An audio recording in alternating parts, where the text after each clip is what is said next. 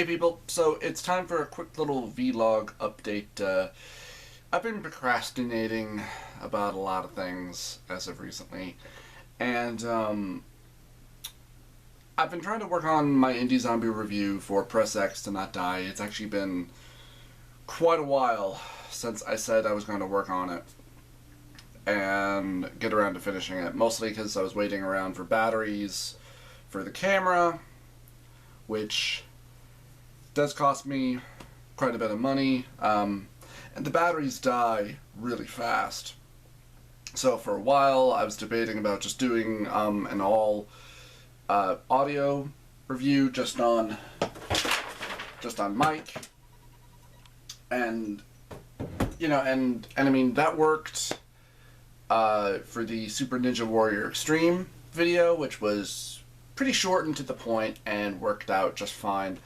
This was a tad more complicated in that there was obviously going to be multiple edits and stuff like that and then of course writing out a script, for me to just to try and put everything in proper order and do everything in a proper way, as opposed to just trying to go from memory.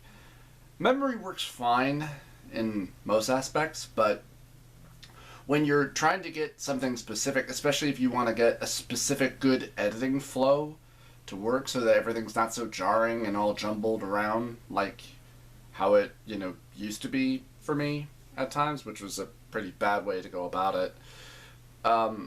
This has been a bit of a pain because this game, it has quite a few different aspects. It's very referential. It's comedic, it's quick time, it has a little bit of horror base in it, slightly. It's not meant to be scary or anything like that. And there were just a lot of points I wanted to try and touch on, and that was getting a tad difficult. So, also, my own laziness, and then dealing with a few bouts of depression every once in a while, and then, just having bad off days, and then days where I say I'm going to work on it and then I don't, and and then just being so busy, and then of course, because after all, this was the Christmas season recently, but I've had this video on hiatus for probably about a month now, and it's gotten me to a hard point where I wonder if I should try to continue to do review videos like that. I mean, I do get some enjoyment out of doing it if it's, easy and to the point to do. And it's not even a long game. I've already beaten it. It's just trying to get up the end. It's a lot of trying to get up the effort, the energy, and the motivation to want to sit down and work on it, which you'd think would not be a hard thing to do.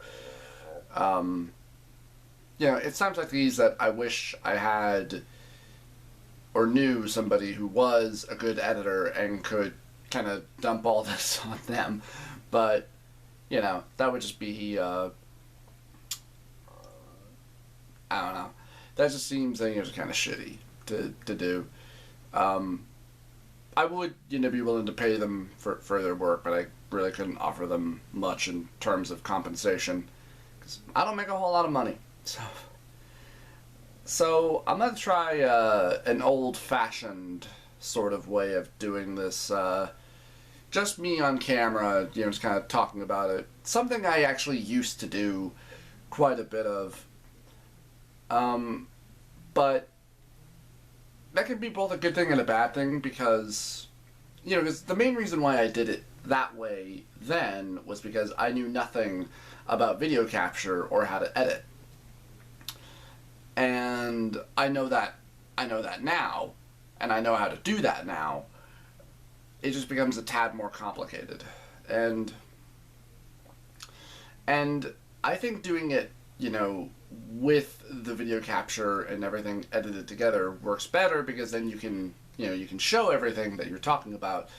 It is always just funny to me how, when you want to draw from an example of what you're talking about, how a lot of the time you know, because when I'm just playing the game for review, I'm not recording any of the footage. When I am recording, you know, you always get a lot of different results, which is always something I find just kind of funny. So it's always, that can be especially frustrating when you talk about something that happened to you when you were just playing the game for review, and you try to go back to the footage, but it happened differently in the recorded footage that you have. So, yeah, this is something I just find kind of funny. So, but when I am usually recording for, or just playing for review, I am recording sometimes, but not all the time. So I'm just going to try and talk as briefly as I can about Press X to Not Die. In case if it's, you know, not fully aware already, because I actually just posted the Let's Play for it today. And it's very referential. It's very Freeburg and Seltzer in its humor, where mostly it's just the only running joke all throughout it that is very Freeburg and Seltzer is referencing the M. Night Shyamalan movie, The Happening, which is similar to that plot, where it's that the government scientists released some kind of a program in the air that made some people go crazy, but overall it makes the world act like that it's a video game, where people just know how to do certain things, and if you press X, you won't die, or you'll do something that'll stop you from dying. Yeah, that's the plot, but it's not meant to be taken seriously. It's just meant to be a comedic game. I've played this now like 3 different times, because I tried to do an original Let's Play for this, but the audio came out pretty terrible. And then I played it again for the Let's Play, and then I played it again for review. And in my 3 times playing it, my opinion for it really began to drop. Because the first time I played it, I thought it was pretty cute. The most interactivity that you have with it is all of the QuickTime events. It is a movie, or I should say cinematic style game, where you are following from this person's perspective, pretty much, from their POV. And it's all, you know, live action video, and it's very good quality video, too. Like, it looks like it's professionally made. The acting is pretty cheesy, but it's obviously meant to be that way.